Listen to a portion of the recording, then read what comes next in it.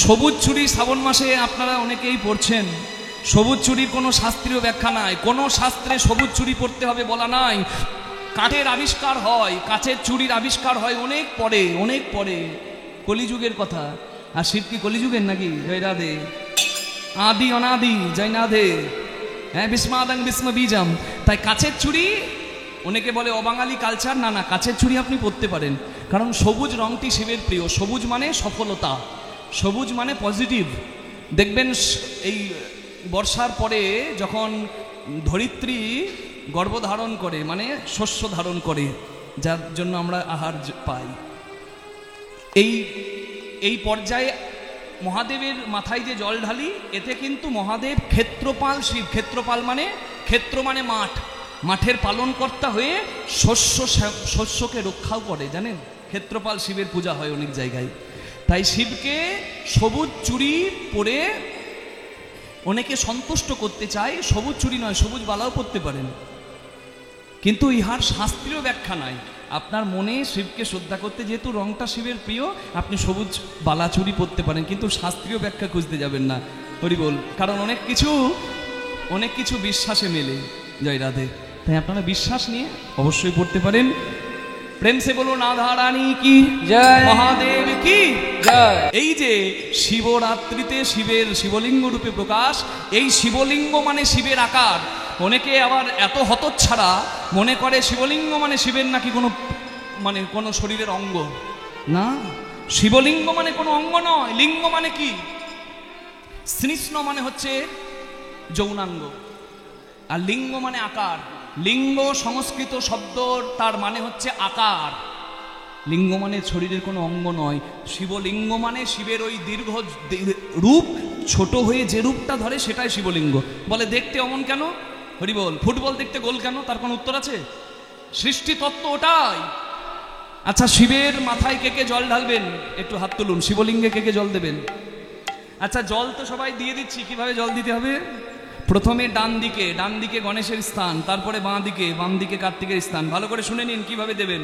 প্রথমে ডান দিকে, তারপর বাম দিকে। ডান দিকে গণেশ, বাম দিকে কার্তিকের স্থান। মধ্যখানে দেবেন অশোক সুন্দরী, শিবের কন্যা, তার স্থান। আর ভিতে বা হস্ত যেখানে থাকে ভিত, সেইখানে দেবেন মা পার্বতীর স্থান। তারপরে শিবের উদ্দেশ্যে শিবলিঙ্গে জল দেবেন। 5টা নিয়ম আছে: গণেশ, কার্তিক, অশোক সুন্দরী, দুর্গা, তারপরে শিব। নিতাই গৌর হরি বল। গেলাম আর একবারে 1 ঘটি জল ঢেলে দিলাম, এটা ঠিক নয়। জানবেন, জানার জন্যই এই আয়োজন, জানার কোনো শেষ নাই।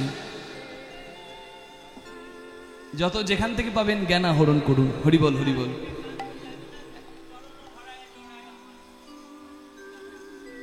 জানি না, আর শেষকে পদাবলী গাইলাম তো এত, আর রবীন্দ্রসঙ্গীত কটা তো গাইলাম নাকি? জয় নিতাই। রবীন্দ্রসঙ্গীত একটা গাইলাম, আবার ওই তুমি নির্মল করো, হ্যাঁ সেটাও গাইলাম তো কয়েকটা। আচ্ছা, শেষে একটা দেখছি যদি মনে পড়ছে, গাইছি। আগে কথাটা শুনে নিন। হরি বল। এই কিছু হতচ্ছাড়া এখনকার দিনে উঠেছে, নতুন নতুন ভক্ত, জানেন, নবীন সন্ন্যাসী বলি আমি তাদের। মানে উঠলো বাই তো কটক যায়, সারাদিন সারা বছর মনে থাকে না। আর যেই শ্রাবণ মাসটা আসে, হঠাৎ করে তার ইচ্ছা জেগে যায়, পায়ে হেঁটে তারকেশ্বর যাব। যাওয়া হচ্ছে খুব ভালো কথা, বাঘ কাঁধে নিয়ে যাচ্ছেন, খুব ভালো কথা, কিন্তু ওই অসভ্য কথাগুলো কেউ মুখে বলবেন না। আমি দেখেছি রোডে কত বাম্পার, বাবার কত টেম্পার, রোডে কত বালি, বাবার কত শালি, বড় বড় উচ্ছে, বাবার মাথা ঘুরছে, এরকম কথা বলে। আমার এত রাগ লাগে, হতচ্ছাড়া কোথাকার। হ্যাঁ, তোরে এখানে কি করতে এসেছিস রে? হ্যাঁ, হরি বল। বাবা আশুতোষ অল্পতে খুশি হয় বলে বাবাকে যা খুশি তাই সবাই বলে, তা কখনো বলা উচিত নয়। এমন কথা আমি বলবো না যে কথাই আমার বৈষ্ণব শ্রেষ্ঠ মহাদেবের অশ্রদ্ধা হয়। আমি কৃষ্ণ কথা বলতে পারি, কিন্তু শিব আমারও প্রাণ। আমি কীর্তন নিয়ে এই আপনাদের এখানে এসেছি যে গাড়িটা নিয়ে, সেই গাড়িটা যখন গোবিন্দ কৃপায় আমার ব্যবস্থা হয়, তখন আমি গাড়িটার পুজো করাতে কাশি গিয়েছিলাম। আমার বাবা বলে, তুই পাগল, অত দূর কেউ যায়? এত দূর। আমার ইচ্ছা হয়েছিল, মহাদেব ডেকেছিল, আমি গিয়েছি। হরি বল। শিব আমারও প্রাণ, তাই শিবের নামে কোনো কটু কথা বললে আমার সব থেকে বেশি রাগ লাগে। কখনো বলবেন না। হরি বল। শিবতত্ত্ব জানেন? সমুদ্র মন্থন করা হবে কেন? দুর্বাসা মুনির অভিশাপে লক্ষ্মী শূন্য হলো, লক্ষ্মী শূন্য হলো। শিবের তো কোনো বাবা নাই, শিব নিজেই নিজের পিতা হয়, কারণ স্বইচ্ছায় জন্ম নেয়, যে তার বাবা নাই, তার নিজেই নিজের জন্ম হয় শিবপুরাণ অনুযায়ী। অন্য শাস্ত্রের কথা বলছি না, শিবকে জানতে শিবপুরাণ। এখন কথা শুনুন, সমুদ্র মন্থনে দুর্বাসা মুনির অভিশাপে লক্ষ্মী শূন্য হলো স্বর্গরাজ্য। লক্ষ্মী আবার পেতে হবে। আছে কোথায় লক্ষ্মী? সমুদ্রে। সমুদ্রে লক্ষ্মী আছে, সমুদ্র মন্থন করে লক্ষ্মী তুলতে হবে। সমুদ্র মন্থন শুরু হলো। মন্দার পর্বত হলো দণ্ড, আর বাসুকি নাগ হচ্ছে দড়ি, মন্থন করা দড়ি। যেমন ননি মন্থন করে, দেখেছেন? জয় রাধে। মন্থন করা হচ্ছে, মন্দার পর্বত ডুবে যাচ্ছে, সমুদ্র এত গভীর। ভগবান শ্রী হরি কচ্ছপ রূপ ধরে পিঠে ধারণ করলো পর্বতটা। মন্দার পর্বতে মন্দনন্দ ঘর্ষণ হচ্ছে। আর কি হচ্ছে? প্রথমেই উঠলো হলাহল বিষ, কালকুট হলাহল বিষ। সেই বিষকে, বিষের এত তেজ, পৃথিবীতে সবাই ত্রাহি ত্রাহি রদ করছে। অসুর দেবতা সবাই পড়ে যাচ্ছে মাথা ঘুরে। শুধু ছটাতে ওই বিষকে, কালকুট বিষ, হলাহল বিষকে কণ্ঠে ধারণ করলেন যিনি, তিনি হচ্ছেন নীলকণ্ঠ মহাদেব। ওই বিষের এত তেজ, বাবাকে মা কৃপা করে স্তনামৃত পান করাচ্ছেন, তাতেও গেল না, তাতেও জ্বালা যাচ্ছে না। বাবাকে কি দেওয়া হলো? গাঁজা, মানে ভাং। বলে না শিব গাঁজা খায়। শিব কি প্রতিদিন নেশা করে নাকি? ভেষজ পাতা, অথর্ব বেদ মানে আয়ুর্বেদ শাস্ত্রে ভাং পাতাকে বলা হয়েছে আয়ুর্বেদিক ওষুধ। শিবের ওই তীব্র জ্বালাতে ওই ভাং পাতা বেটে দেবতাগণ শিবকে নিবেদন করে ঔষধি রূপে, একদিন ওই হলাহল বীজ ধারণের জন্য, ওই জ্বালা নিবৃত্তির জন্য, নেশা করার জন্য নয়। আর শিবের নামে যারা গাঁজা খায়, যদিও শিবকে অর্পণ করা যায়, নিজেরা গাঁজা খেয়ে নিজেদের শরীরে সর্বনাশ যারা করে, শিবের কৃপা পাবে কিনা জানা নাই, তবে আমার মহাদেব মহাকাল রূপে যে মৃত্যুর দরজায় তাদের জন্য অপেক্ষা করবে, ইহাতে সন্দেহ নাই। নিতাই গৌর প্রেমানন্দে হরি হরি বল। শিবের নামে মদ গাঁজা খাওয়া বন্ধ করুন, শিবকে ভক্তি দিয়ে স্মরণ করুন। নিতাই গৌর হরি হরি হরি বল। জয় নিতাই গৌর হরি বল। সালটা হচ্ছে 1905 সাল। তখন ডিপার্টমেন্টাল হেড ছিলেন লর্ড কার্জন। লর্ড কার্জন একটা রুল বের করলেন, যে রুলটার নাম হচ্ছে ডিভাইড অ্যান্ড রুল, মানে ভাগ করো আর শাসন করো। আন্দোলন শুরু হলো। কি আন্দোলন? বঙ্গভঙ্গ আন্দোলন। লিডারকে রবীন্দ্রনাথ ঠাকুর। নিতাই গৌর হরি বল। রবীন্দ্রনাথ ঠাকুর 1905 সাল। ডেটটা কবে? 16 October. Lord Curzon divide and rule, মানে হিন্দু প্রধান হবে পশ্চিমবঙ্গ আর মুসলিম প্রধান হবে পূর্ববঙ্গ, মানে আজকে যেটা বাংলাদেশ। ধর্মের ভিত্তিতে দেশ ভাগ, নোংরামও চেয়েছিল। মনে রাখবেন, ব্রিটিশরা এত চালাক, ওরা তো খ্রিস্টান ধর্মের মানুষ, ওরা সব খায়। হিন্দুকে বলছে এই অস্ত্র ব্যবহার করো না, এটা গরুর চামড়া দিয়ে তৈরি। মুসলিমকে বলছে এই কার্তুজ তোমরা ব্যবহার করো না, এটা শুয়োরের চামড়া দিয়ে তৈরি। হিন্দুকে বলছে যে তুমি এই কার্তুজ ব্যবহার করো না, কেন? এটা গরুর চামড়া দিয়ে তৈরি। হিন্দু ছেলে ওই কার্তুজ দাঁতে করে ভাঙতে হতো, অস্ত্র ধরবে না। আর মুসলিমের ছেলেকে বলছে তোমরা এই কার্তুজ ব্যবহার করো না, কেন? এটা শুয়োরের চামড়া দিয়ে তৈরি। চিন্তা করুন কিভাবে ম্যানুপুলেট করেছে। এবারে হিন্দুর ছেলে অস্ত্র ধরছে না ভারত মাকে বাঁচাতে, মুসলিমের ছেলে অস্ত্র ধরছে না, কার্তুজ দাঁতে করে কাটছে না। আর ওরা গরুও খায়, শুয়োরও খায়, সব খায়। ওদের তো বাজ বিচার নাই। নিতাই গৌর প্রেমানন্দে হরি হরি বল। হ্যাঁ, ওরা অস্ত্র ধরছে আর শাসন করে যাচ্ছে। আর কেমন চালাকি! তুমি অস্ত্র ধরো না, হিন্দু ছেলেকে বললো, মুসলিমের ছেলেকে বললো তুমি অস্ত্র ধরো না। কেন? ধর্মের ভিত্তিতে দেশ ভাগ, সব থেকে বড় নোংরামো। ধর্ম নিয়ে রাজনীতি যেখানে হয়, জানবেন সেটাও নোংরামো। ধর্ম যার যার, আস্থা যার যার। নিজ নিজ ধর্ম যদি সঠিকভাবে পালন করে, কোনো বিদ্বেষ হিংসা আসবেই না। কিন্তু রাজনীতি সব ঘেটে ঘ করে দিয়েছে। জয় নিতাই গৌর হরি বল।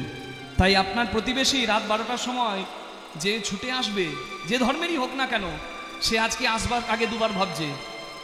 কেন? ওই রাজনীতিতে তার সর্বনাশ করে মাথাটা খেয়ে ফেলেছে। নিতাই গৌর প্রেমানন্দে হরি হরি বল। তাই রাজনীতির ঊর্ধ্বে এসে আমরা যেন ভ্রাতৃত্বের বন্ধন করতে পারি, এটা দেখিয়েছেন কে? রবীন্দ্রনাথ ঠাকুর। 1905 সালে 16 অক্টোবর বঙ্গভঙ্গ আন্দোলনের শেষ দিন, কার্যকরী হবে সেই দিন রবীন্দ্রনাথ ঠাকুর গঙ্গা স্নান করে ওই চিতাগাঁও, ওখানে মসজিদ আছে, সেই মসজিদ পর্যন্ত হেঁটে গিয়েছিল। আর প্রত্যেক হিন্দু মুসলিম একে অপরের হাতে রাখি বেঁধেছিল। সেই দিনটি যদিও ঝুলন পূর্ণিমার দিন ছিল না, কিন্তু ওই যে সুতো বেঁধে রাখি পূর্ণিমা যেমন ঝুলন পূর্ণিমায় হয়, ঠিক সেইভাবে ভ্রাতৃত্বের বন্ধন করে হরিবোল ঐক্য এনেছিল এই ভারতের মাটিতে। নিতাই গৌর প্রেমানন্দে হরি হরি হরি বল। আপনি আমি ভুলে গেলেও ইতিহাস ভুলবে না, ইতিহাস মনে রেখেছে। সেই জায়গা থেকে দাঁড়িয়ে আমি আজকে বলছি, এখানে সেই কথা স্মরণ হলো, তাই আমি আপনাদের কাছে বলছি। এগুলো তো আমরা ইতিহাসে পড়েছিলাম, হিস্ট্রিতে। আমরা এই একই জায়গায় দেখুন, হিন্দুর উৎসব কিন্তু মুসলিম সাহায্য করছে, এটা খুব আনন্দের কথা। যেভাবেই হোক আছে তো, যে না তোমরা করো, আমরা আছি। আবার মুসলিমের উৎসব হবে, হিন্দু পাশে থাকবে, এতেই কিন্তু ভ্রাতৃত্বের সম্পর্ক থাকবে। আর এই হিংসা বিদ্বেষ টেনে আনলে এই সুন্দর পরিবেশটা নষ্ট হয়ে যাবে মা। তাই বিদ্বেষ নয়, নিজের ধর্ম আচরণ করুন আর সবাই আনন্দে থাকুন। নিতাই গৌর প্রেমানন্দে হরিবল হরিবল হরিবল। এই রাখি বন্ধনের কথা বলতে গিয়ে মনে পড়লো, রাখি বন্ধন শুধু একটা সুতো বাঁধা নয়, এর একটা ঐতিহাসিক প্রেক্ষাপট আছে। আপনারা জানেন তো নাকি রাখি বন্ধন কবে? সামনেই আসছে, কোনো চিন্তা নাই। পবিত্রা রোপণী একাদশী, যে একাদশীর কথা একটু আগে সকালবেলায় বললাম, সেই পবিত্রা রোপণী একাদশী থেকে ঝুলন পূর্ণিমার দিন পর্যন্ত চলে ঝুলন উৎসব। একাদশীর দিন থেকে শুরু করে পূর্ণিমার দিন, এই 5 দিন চলে ঝুলন উৎসব। কি করা হয়? রাধা গোবিন্দকে বা বাড়িতে যাদের গোপাল আছে, দোলনা কিনবেন বাজার থেকে। কাঠের দোলনা কিনতে পারেন, ধাতুর দোলনা কিনতে পারেন, দড়ি দেবেন আর দোলাবেন। আচ্ছা, এই যে রাধাকৃষ্ণকে দোল দিচ্ছেন, এর কোনো কারণ আছে কি? নিশ্চয়ই আছে। কারণ ছাড়া কোনো কথা শাস্ত্র বলে না, আর আমিও আপনাদের সামনে তুলে ধরবো না। উদ্দেশ্য আছে তার। রাধা গোবিন্দকে দোল খাওয়াচ্ছে মানে কি? এই যে গরমকালের, বুঝতে পারছেন, হিউমিডিটি, আর্দ্রতা এত বেশি, আমরা ঘামছি না? ঘামছি তো। এই সময় যদি দোল দেওয়া হয়, একটু শরীরে আরাম হবে না? এই যে দিচ্ছেন দোল, এটাও কিন্তু আপনি একটা সেবা দিচ্ছেন। নৈবেদ্যের থালা সাজানো যেমন, এই গরমে একটু হাওয়া বাতাস দেওয়া, দোল খাওয়ানো তেমন। বুঝে যাচ্ছে? আচ্ছা, আরো একটা কারণ আছে, দেখবেন দোলনাতে একবার আগে যায় আর একবার পেছনে আসে তো। এটা দোলনা দোলানো হয় কিভাবে? পৃথিবীর আহ্নিক গতি যেভাবে হয় পূর্ব থেকে পশ্চিমে, সেইভাবে দোলানো হয়। জানি তাই এই যে দোলাচ্ছেন, আপনি সেবা দিচ্ছেন, এটা শুধু নয়, সবকিছু যে গতিশীল, সবকিছু যে অস্থায়ী, সবকিছু যে অতিশীল, সবকিছু ছুটছে, এটা বোঝানো। শুধু তাই নয়, এখানে একবার করে আপনার কাছে আসছে দোলনা, একবার করে আপনার থেকে দূরে চলে যাচ্ছে রাধা গোবিন্দ। মানে কি? কখনো আনন্দের আবেগ, মিলনের আনন্দ, কখনো আবার ভগবানের প্রতি বিরহের যন্ত্রণা। ভক্তের ঠিক এইরকমই হয়। নিতাই গৌর প্রেমানন্দে হরি হরি বল। আর ওই দোলনা দোলাচ্ছেন মানে আপনি সেবা দিচ্ছেন। আর ওই অন্তিম দিনে, এই 5 দিন যাদের বাড়িতে গোপাল আছে, গোপালকে সাজাবেন। রাধা গোবিন্দ আছে যাদের, আপনি কৃষ্ণ গোপালকে সাজাতে পারেন কিভাবে? 5 দিন, একাদশীর দিন থেকে শুরু করে পূর্ণিমার দিন পর্যন্ত 5 দিন হয়। 5 দিনটা কি সাজাবেন? প্রথম দিন করবেন রাখাল বেশ, কৃষ্ণকে ছোট্ট গোপাল বেশে সাজালেন। দ্বিতীয় দিনে করবেন সুবল বেশ, মানে সখার বেশ, সখ্য বন্ধনের জন্য। দ্বিতীয় দিন করবেন যোগী বেশ, মানে যজ্ঞেশ্বর গোবিন্দ তার বেশ, যোগী বেশ। তৃতীয় দিন করবেন সুবল বেশ, মানে রাখাল বেশ, সুবল বেশ, সেই বেশ করবেন।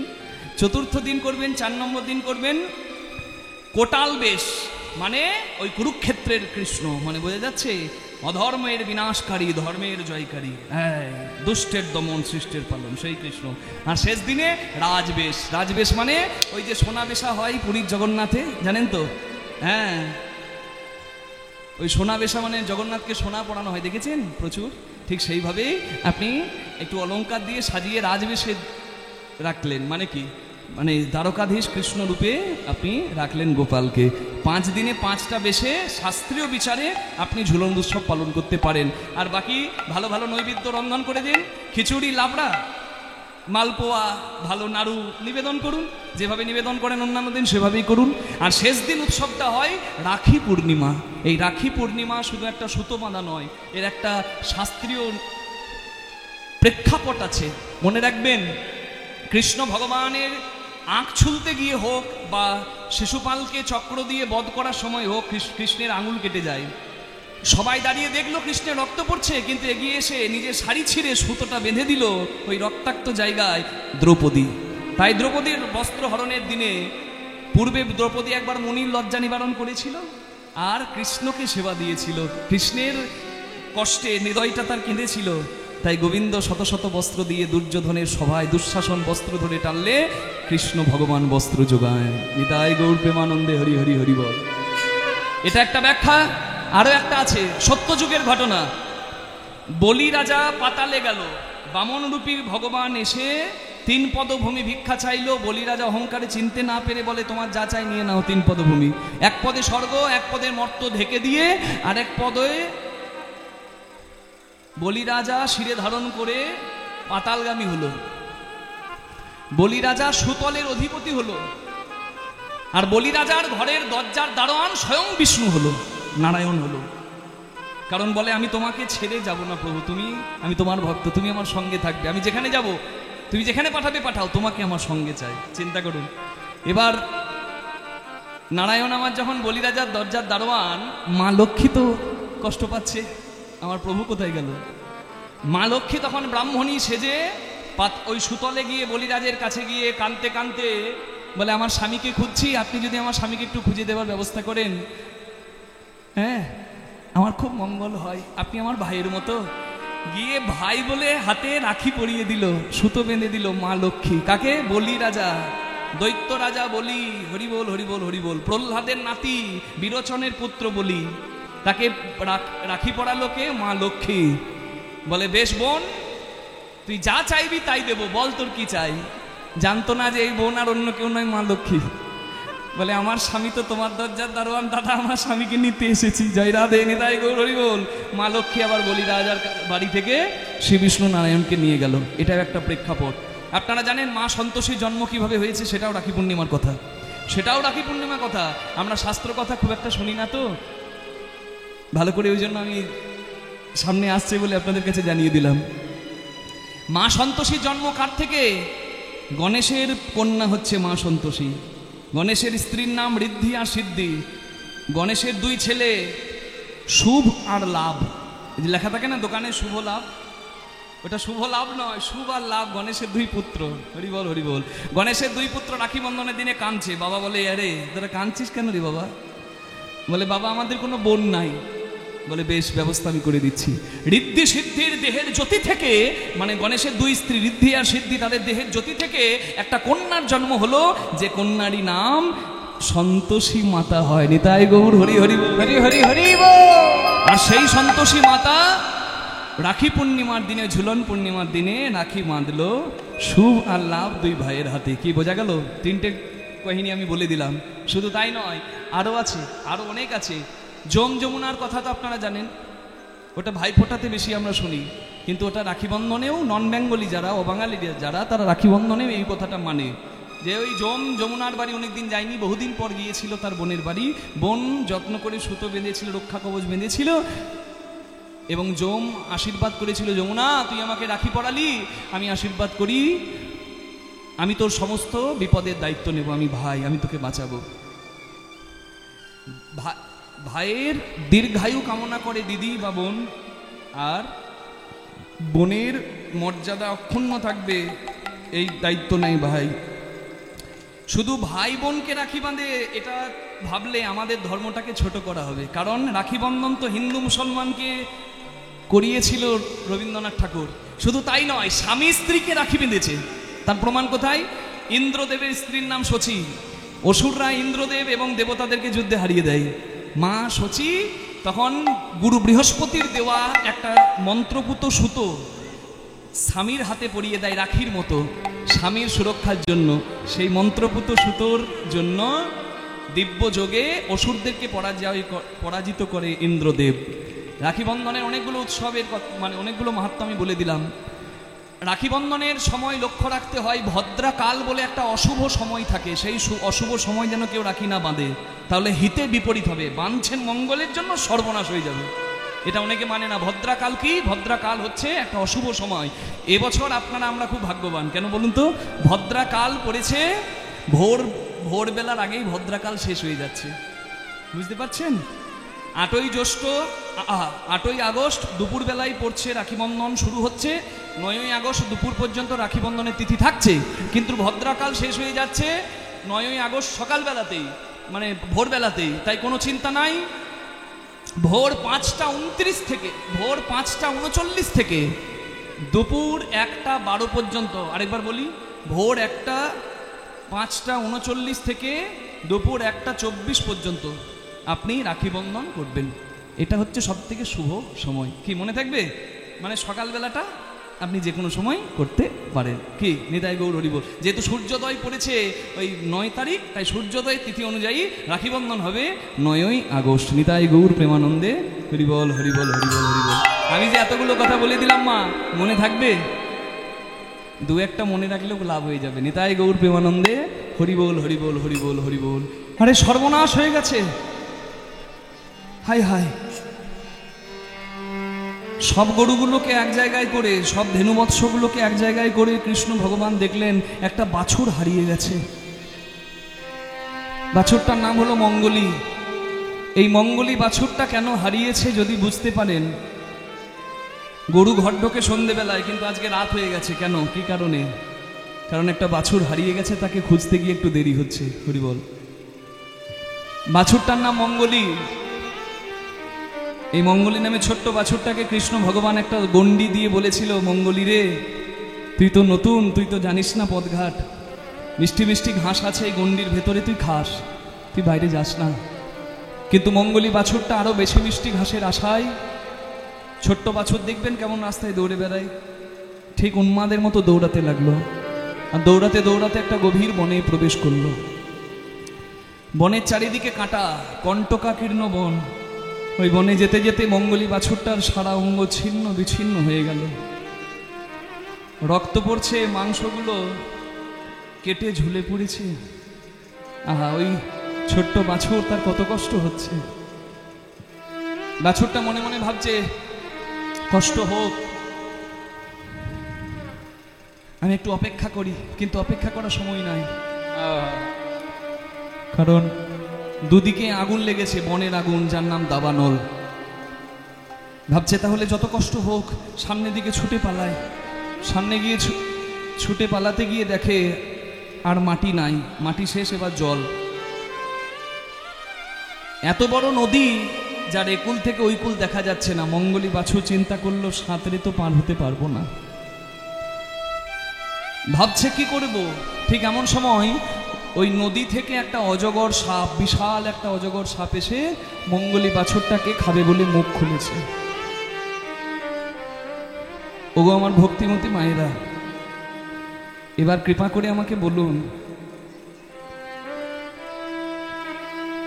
ওই মঙ্গলী বাছুরটার তো মৃত্যু চোখের সামনে, ওই মঙ্গলী বাছুরটাকে বাঁচাবে কে? বাঁচাতে পারে কে বলুন তো? ওই বাছুরের মালিক যে, নাকি যে ঘোষ বাবার বাছুর, যে ঘোষের বাছুর, সেই ঘোষ যদি এসে লাঠি দিয়ে সমস্ত বিপদ তাড়িয়ে বাছুরটাকে কোলে তুলে নেয়, তবেই কিন্তু বাছুরটা বাঁচবে। আমি যে মঙ্গলী বাছুর হারাবার গল্প করলাম, সেটা কি শুধু একটা বাছুর হারাবার কথা না? এটাই তো উত্তর গোষ্ঠ। ওই বাছুরটাকে, ওই বাছুরটা হারিয়ে গেছে কৃষ্ণের কথা না শুনে। ওই বাছুরটা হলো এই কৃষ্ণদাস, ওই বাছুরটা হলেন আপনি, আপনারা। গন্ডি দিয়েছিল বাছুরকে ভগবান, আমাদেরকেও গন্ডির মাঝে সবকিছু দিয়েছে। গাছে গাছে মিষ্টি ফল, নদীতে মিষ্টি জল, থাকার জন্য মন্দির, বৃক্ষতল। কিন্তু তবুও আমাদের বাসনা কামনা খুব বেশি, আমাদের আর স্বাদ মেটে না, মন আর ভরে না। এগিয়ে গেলাম কোথায়? বাছুরটা ঢুকলো কাঁটার বনে, আর আমি ঢুকলাম সংসার পঞ্চকণ্টকের বনে। পঞ্চকণ্টকের জ্বালা আমাকে জ্বালিয়ে দিচ্ছে, না পাচ্ছি সংসার ভালো করে ধরতে, না পাচ্ছি ছাড়তে। সংসার যে করছে সে ভালো করে জানি তাই জ্বলছে তো সবাই, কম কম আর বেশি, কারণ এ তো স্বার্থের সংসার।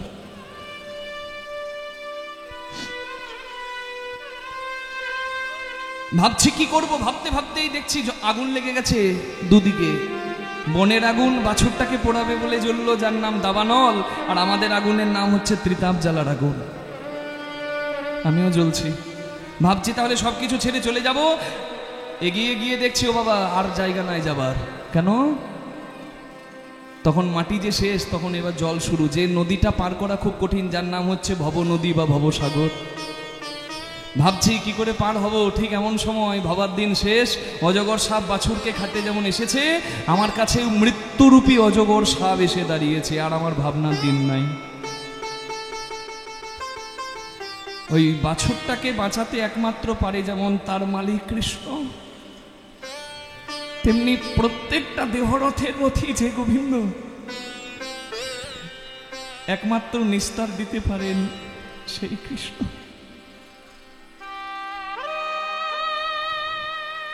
তাই আপনারা যে যেখানে আছেন একটু হাত জোর করুন, আমার সঙ্গে একটু বলুন, সূর্য উঠলে যেমন অন্ধকার পালিয়ে যায়, আমাদের অজ্ঞান অন্ধকার যেন চলে যায়।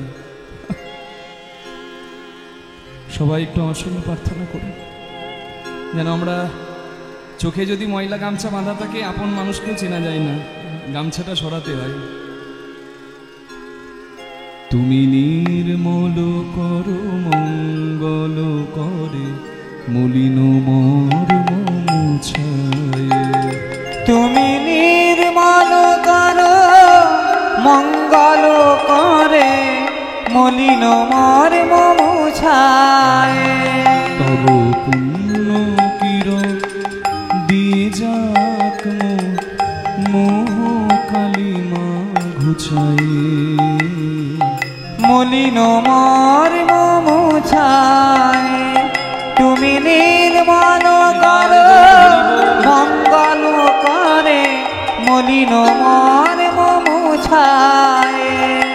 লক্ষ শূন্য লক্ষ বাসনা ছুটিছে গভীর আধারে, জানি না কখন ডুবে যাবে কোন অকুল গড়ল পাথারে। আমার এই জ্বালার জন্য অন্য কেউ দায়ী নয়, আমি নিজে দায়ী, জানেন মা। লক্ষ লক্ষ কামনা বাসনা, আমার মন আর ভরছে না, আর আমি আমার নিজের কামনা বাসনার সাগরে ডুবে মরব। কিন্তু আমি এখানে আসরে বসে হরি ভগবানকে ডাকছি কেন? ছেলে যদি পুকুরের জলে ডুবে যায়, পাড়ার লোক দেখলে বলবে তার ছেলে ডুবে যাচ্ছে গো, কে আছো বাঁচাও। কিন্তু ছেলেটা যদি ডুবে যায় আর তার বাবা যদি দেখতে পায়, বাবা নিজে সাঁতার না জানলেও ছেলেকে বাঁচাবার জন্য ঝাঁপিয়ে দেয়। শ্রীনান্ত বিশ্বে অমৃতস্ব পুত্রা, তিনি হচ্ছেন জগতের নাথ, জগৎ পিতা, আমি হলাম সন্তান। আমি যদি যন্ত্রণায় থাকি, আপন সেজে থাকা মানুষগুলো হয়তো আড়ালে গিয়ে হাসতে পারে, কিন্তু একজন হাসে না, সমস্ত আপদ থেকে রক্ষা করতে পারে তিনি।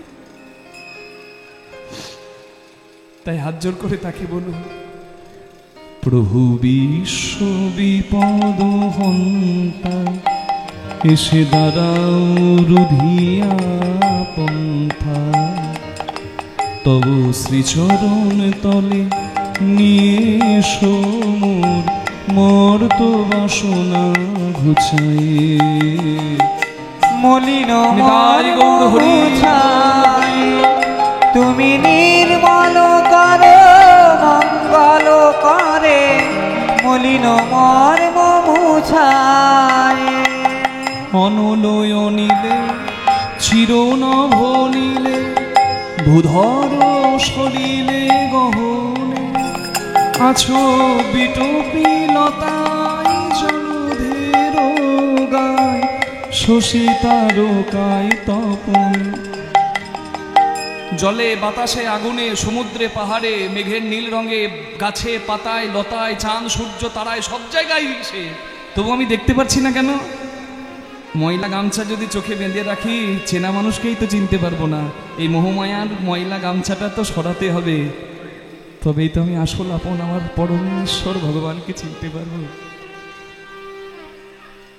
আমি নয়নে বসন বাঁধিয়া বসে আধারে মরি গো কাঁদিয়া, আমি দেখি নাই কিছু বুঝি নাই কিছু, দাও হে দেখায় বুঝায়।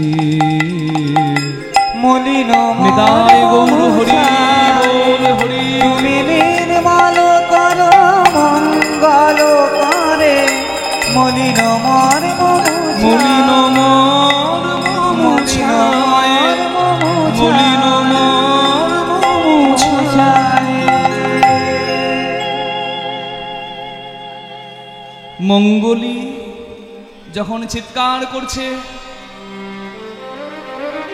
কৃপা করো দয়াময়, ভগবান ছুটে এসে মঙ্গলীকে বুকে জড়িয়ে ধরে ফিরিয়ে নিয়ে গেলেন। ঠিক যেভাবে গোবিন্দ সবার পরিত্রাতা হয়ে সবাইকে পরিত্রাণ দেন, ভগবান মঙ্গলীকে এনে এবার রাধারানী শ্বশুর বাড়ি যেখানে মানে জাবর গ্রাম, সেখানে নিজের নিজের ধেনু ভাগ করে নিয়েছে। এবার নিজের নিজের ধেনু বৎস সব ভাগ করে নিয়ে তো নিজের নিজের বাড়ি যাবে। আসতে মা, এবার বন্ধুরা বলছে ভাই কানাই এবার বিদায়, তোকে বিদায় জানিয়ে ঘরে যাব। মা ভালো মন্দ খেতে দেবে, মায়ের দেওয়া ক্ষীর্ণনি সর খেয়ে মায়ের কোলে ঘুমিয়ে যাব। যদি ঘুম ভাঙে তো সকাল, আর যদি ঘুম না ভাঙে তো পরকাল। আবার তোকে দেখতে পাবো কিনা তা তো জানি না, হয়তো আজকের যে দিনটাই জীবনের শেষ দিন। প্রত্যেকে যদি একবার চিন্তা করেন যে আজকের দিনটাই জীবনের শেষ দিন, কালকের সূর্যটা আমি নাও দেখতে পারি, তাহলে দেখবেন প্রত্যেকটা দিন খুব আনন্দের হবে। এমনভাবে জীবনের প্রত্যেকটা দিন বাঁচুন যেন এটাই জীবনের শেষ দিন। বলছে ভাই কানাই রে, তোকে বিদায় জানিয়ে যাব, যদি ঘুম ভাঙে সকাল আর ঘুম না ভাঙলে পরকাল। জানি না কাল আবার দেখতে পাবো কিনা, তাই প্রাণ ভরে তোর মুখ দেখে যাই। একবারে ত্রিভঙ্গ হইয়া দাঁড়ারে কানা, যাবারে আগে চা বদন দেখে। একবার ত্রিভঙ্গ হইয়া দাঁড়ারে কানা, যাবারে বেলায় চাঁদ বদন দেখে নাই। টাকা ও টাকা চললে কোথায়? বন্ধুর বাড়ি। আসবে কবে? যেদিন বন্ধুর সঙ্গে হবে ছাড়াছাড়ি, টাকাতেই সম্পর্ক শেষ। কিন্তু কেমন সম্পর্ক, কেমন বন্ধুত্ব? বলে কালকে সূর্য যদি আমি দেখতে না পাই, আর তো তোকে দেখতে পাবো না। ত্রিভঙ্গ হইয়া দাঁড়ারে কানা, যাবার বেলায় চাঁদ বদন দেখে নাই। দেখা দে দেখা দে, একবার দেখা রে দেখা রে, সেই রূপে দেখা দে দেখা দে, সেই রূপে দেখা রে দেখা রে। ওরে আমার ভাই রে কানা, রূপে দেখা রে দেখা রে, ওরে আমার ভাই রে কানাই, দেখা রে দেখা রে। ঘরেতে যাইয়া মায়ের কোলে স্বপ্নেও আমরা দেখিব তোরে। ওরে কানাই ঘরেতে যাইয়া এমন প্রেমের মায়ের কোলে স্বপ্নেও আমরা ফেরিব তোরে। বিহনে আসিয়া মিলিব পুনঃ, সঙ্গ ছাড়া করিস না যেন। কানাই বিহনে আসিয়া মিলিব পুনঃ, সঙ্গ ছাড়া মোদে করিস না যেন। সঙ্গ ছাড়া করিস না যেন, সঙ্গ ছাড়া করিস না। ওরে আমার ভাই, যেন সঙ্গ ছাড়া করিস না।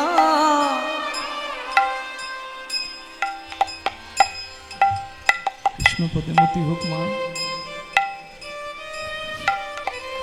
এই প্রেমে তুল্য প্রেম পৃথিবীতে কোথাও নাই। আরাধ্য ভগবান। ভগবানকে আরাধনা করতে চাও, আরাধনা করো। কাদের মতো করো? ব্রজেশ তনয়, যেমন ব্রজবাসী ভালোবেসেছে কৃষ্ণকে, বৃন্দাবনের মানুষ যেমন ভালোবেসেছে কৃষ্ণকে, সেইভাবে বাসো।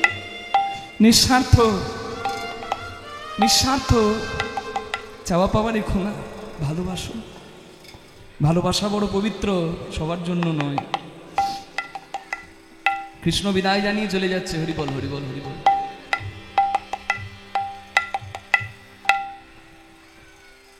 রাধারানী দাঁড়িয়ে আছে কৃষ্ণের মুখটা দেখবে বলে। কেন? সারাদিন খেলেছে, এবার যে রাস্তা দিয়ে কৃষ্ণ ঘরে যাবে সেই রাস্তায় রাধারানী শ্বশুর বাড়ি। রাধারানী সন্ধ্যা জ্বালিয়ে দাঁড়িয়ে আছে, সন্ধ্যা প্রদীপ জ্বালিয়ে দাঁড়িয়ে আছে।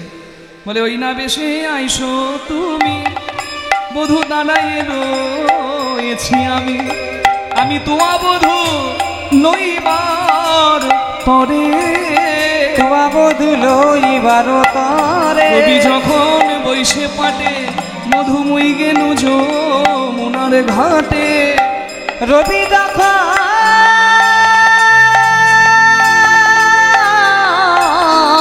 বইসে পাটে মধুময়ী গেনু যমুনার ঘাটে, আমি তোমার আসে চাই চারি পাশে, তোমায় আছে চাই চারি দেখি ব্রজের পাশে। বালক যত তারা সবে চলি যাব তো, বধূ আছো তুমি সবার পাছু কেনে, আজি তুমি সবার পাছু কেনে। সবাই চলে গেল। আস্তে, সবাই চলে গেছে, আগে আগে সবাই গেছে, কৃষ্ণ সবার পেছনে যাচ্ছে। কেন বলুন তো? পেছনে থাকলে ইশারা করাটা খুব সুবিধা। জয়নি তাই কেউ তো আর দেখবেন না, সব আগে আছে। কৃষ্ণ তো রাধারানীকে ইশারা করছে।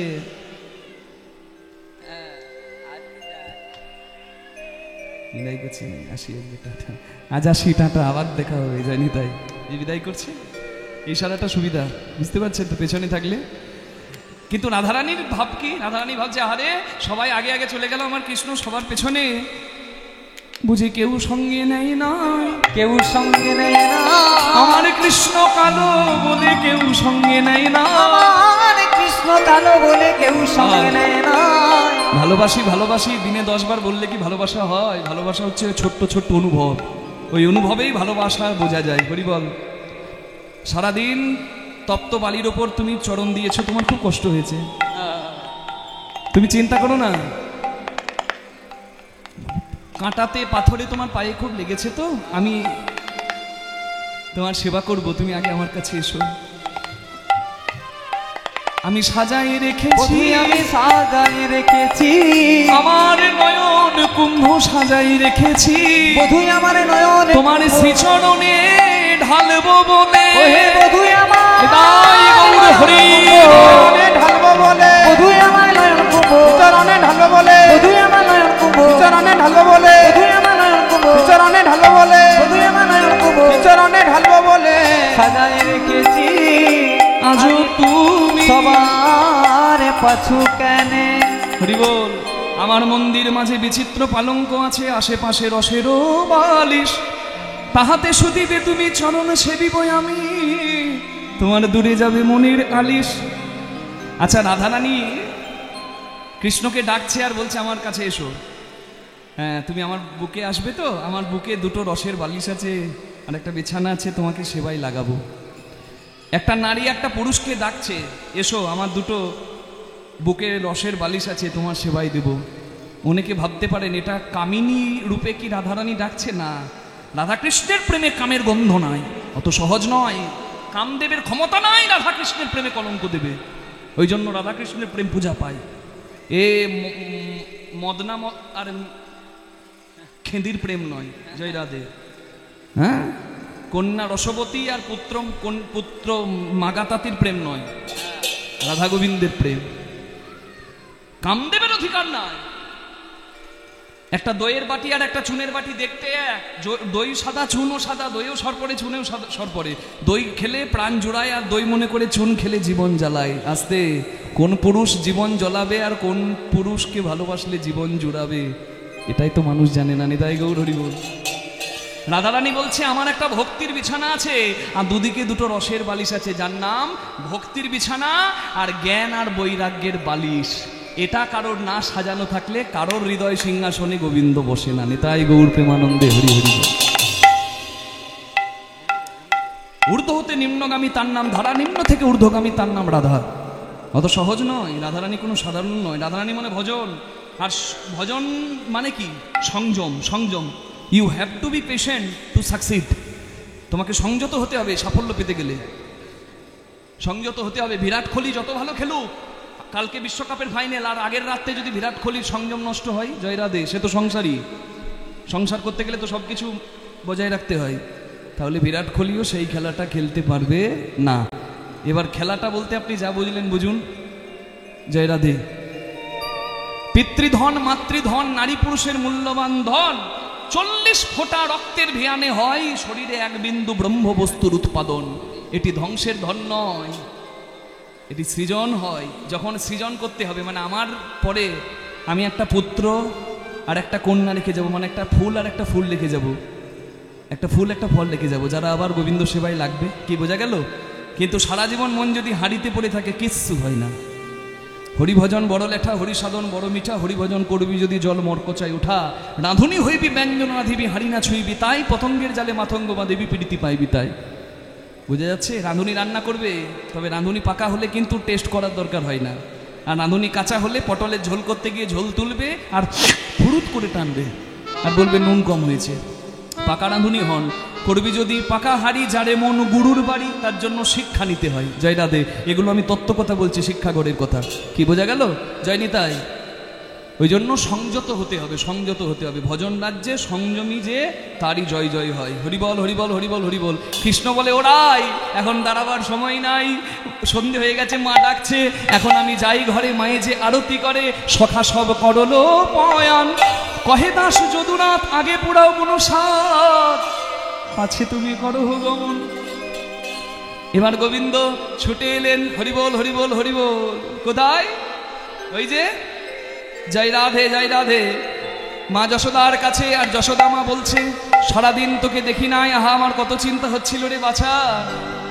কোন বনে গিয়েছিলি ওরে রাম কানু, হরি হরি গিয়েছিলে ওরে রাম কানু রে, কোন বনে গিয়েছিলে ওরে রাম কানু রে।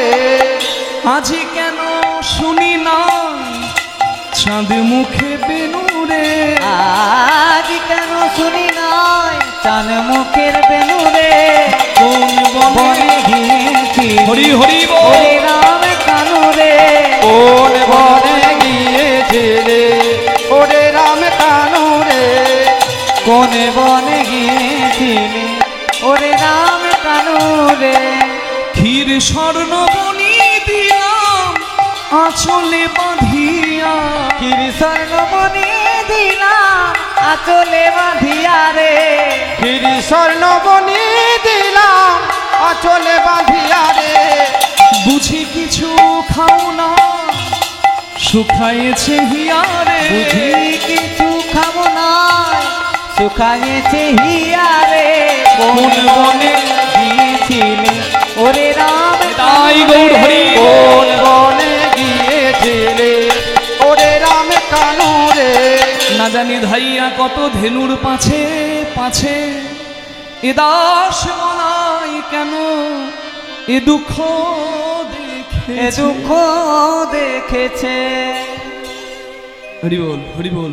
আমার সময়সীমা শেষ, পরবর্তী সম্প্রদায় এসে আপনাদের কাছে লীলা পরিবেশন করবে।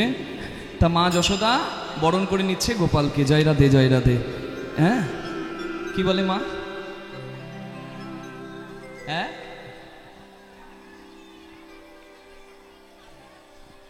হরি বল। মায়ের বড় প্রিয়। হ্যাঁ, জবা ফুল হচ্ছে এমন একটা ফুল, যে ফুলটা হচ্ছে সৃষ্টি তত্ত্ব। জবা ফুলে 5টা পাপড়ি, দেখবেন একটা নিখুঁত জবা ফুল নিতে গেলে 5টা পাপড়ি। মা যখন জিজ্ঞাসা করছে আমি বলি, নিখুঁত জবা ফুলে 5টা পাপড়ি, আর মাঝে পুংকেশর আর গর্ভকেশর চক্র একসঙ্গে থাকে। জবা ফুল এমন একটা ফুল যেখানে পুংকেশরে আর গর্ভকেশর চক্র একসঙ্গে থাকে। এখানে এটাই বলা হচ্ছে, পরমা প্রকৃতি আমার জগৎজননী মা আর আমার মহাদেব, এই যে সৃষ্টি তত্ত্ব, বুঝতে পাচ্ছেন? তাই এই সৃষ্টি তত্ত্ব লুকিয়ে আছে জবা ফুল। তাই জবা ফুল আমার মাকে আপনার নির্দ্বিধায় নিবেদন করতে পারেনি। তাই গৌর প্রেমানন্দে হরি হরি বল। জবা ফুলের শাস্ত্রীয় নিষেধ আমি পাই নাই, করবী ফুল নিষেধ আছে, আরও একটা ফুল নিষেধ আছে, আমার এই মুহূর্তে নাম মনে পড়ছে না, সেগুলো নিষেধ আছে, সেগুলো আপনারা দেবেন না। তুলসী পাতা দেবেন না। অন্যান্য দেবতারা যেটাকে অগ্রাহ্য করে, যা নেয় না, শিব কিন্তু সমস্ত কিছু গ্রহণ করে। যার কোথাও জায়গা হয় না, তার শিবের চরণে জায়গা হয়। তাই মহাদেবের কোনো তুলনাই নাই। নিতাই গৌর প্রেমানন্দে হরি বল হরি বল হরি বল। জয় নিতাই।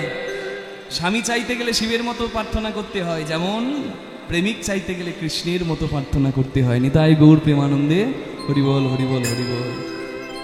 আরতি করে নন্দরানী, আরতি করে নন্দরানী, গোপাল মুখ হেরি রে, আরতি করে নন্দরানী, গোপাল মুখ হেরি রে, আরতি করে নন্দরানী। নাচত নব নাগরিগণ, নাচত নব নাগরিগণ, রাখাল সব ঘেরি রে, আরতি করে নন্দরানী, গোপাল মুখ হেরি রে, আরতি করে নন্দরানী। ব্রহ্মা ফলঘৃত প্রদীপ, ব্রহ্মা ফলঘৃত প্রদীপ, পুষ্পরচিত থালি রে, পুষ্পরচিত থালি, পুষ্পরচিত থালি রে, পুষ্পরচিত থালি। সুন্দরীগণ উলুত দেহ, সুন্দরীগণ উলুত দেহ, শিশুগণ কর তালি রে, শিশুগণ কর তালি, শিশুগণ কর তালি রে, শিশুগণ কর তালি।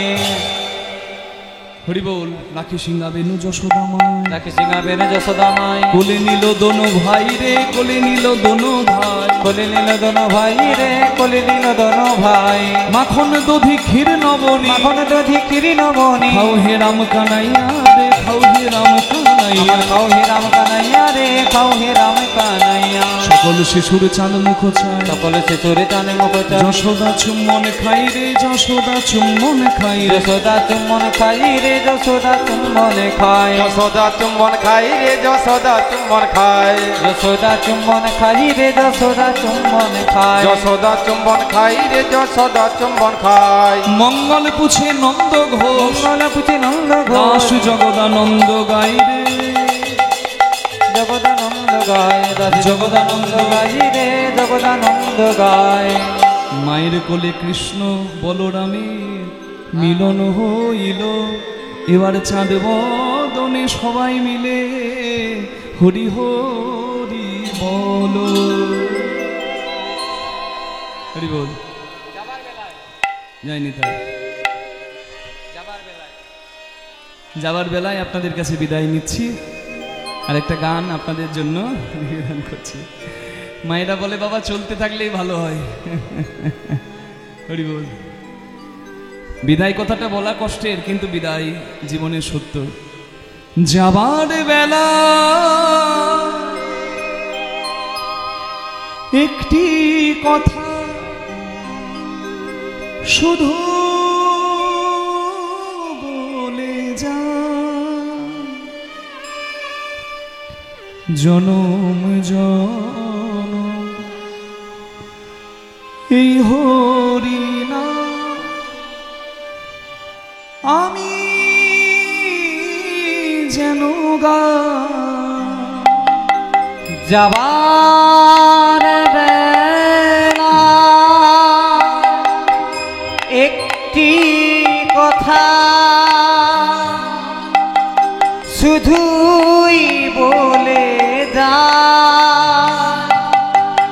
জনম জনম এই হরি নাম আমি যেন গাই।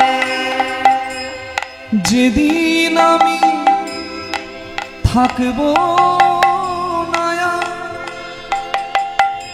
যাব গো বহু দূরে, যেদিন আমি থাকিব না,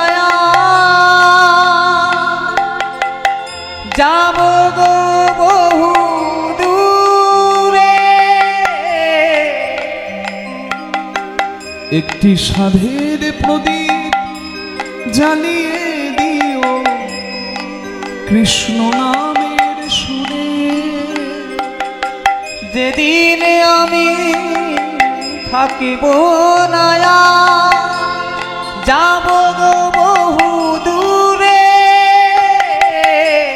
সাধের তরি দাঁড়িয়ে রেখো কৃষ্ণ নামের সুরে।